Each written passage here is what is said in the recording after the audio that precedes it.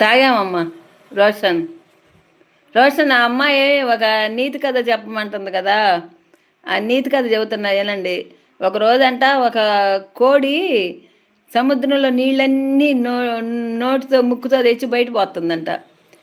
బు బయట పోస్తుంటే ఇంకొక ఎవరో వచ్చి నీకేమన్నా పిచ్చా, ఎన్ని నీళ్ళని ముక్కుతో నోటితో పోస్తావు, అది సముద్రము, నువ్వు జీవితం అంతా పోసినా పోయలేవు అని అన్నారంట. అప్పుడు మా సలహా ఇవ్వటం కాదు, ఏదైనా చేసి చెయ్యాలి, సహాయం చెయ్యి చేతైతే అందంట. అప్పుడు కోళ్ళన్నీ ఎక్కడెక్కడ కోళ్ళన్నీ వచ్చినాయంట. వచ్చి నీళ్ళన్నీ బయట పోతున్నాయంట. ఇంకా తర్వాత నాకు మంటగా ఉంది, నా పిల్లల్ని కడుపులో పెట్టుకుంది సముద్రం, నా పిల్లలు రాలేదు, బయటికి రాలేక సముద్రంలోనే ఇరుక్కుపోయినాయి, నా ఖచ్చితో నేను ఈ పని చేస్తున్నాను, నా పిల్లల్ని నేను బతికించుకోవడానికి అందంట.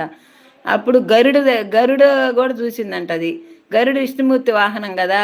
గరుడు కూడా చూసి నేను కూడా వెళ్ళాలి విష్ణుమూర్తి అందంట. నువ్వు వెళ్తే ఎట్టాగు, నువ్వు లేకుండా నాకు అసలు జరగదు, నువ్వు ఉండాలంటే కాదు, మా ఫ్రెండ్స్ గట్ట ఇబ్బంది వచ్చింది, వాళ్ళ పిల్లల్ని సముద్రంలోనే పెట్టుకుంది, బయటికి తేలేదు అని అంటే అప్పుడు గరుడు విష్ణుమూర్తి కూడా వచ్చాడంట.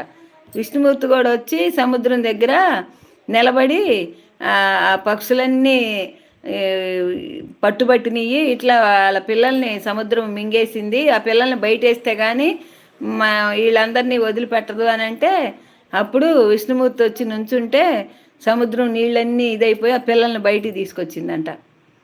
అందరు ఒక కట్టుగా ఉన్నారంట. కోడి పిల్లలు మొత్తం ఎక్కడెక్కడ అన్నీ వచ్చి వాళ్ళని అంట సముద్రం మీద ఆ పిల్లల్ని మింగేసిందని.